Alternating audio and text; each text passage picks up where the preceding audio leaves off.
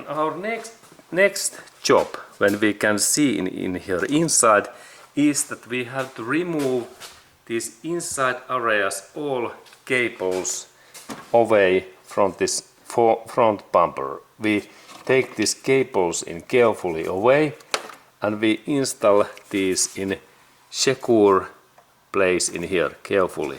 Look, they are in.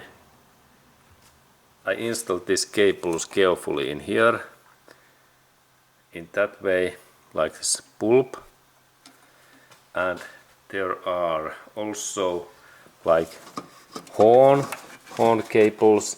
We take all of these cables connectors in this position,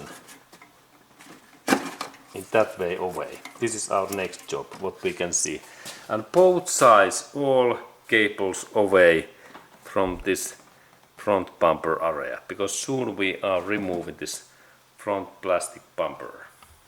Okay, and remember to do these works in both sides, that we take these cables carefully away.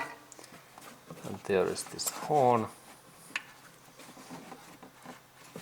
switch. This switch can be tight, but press this side area and pull out. Okay, good. And now I believe that all of these my cables are free and we can go to next job.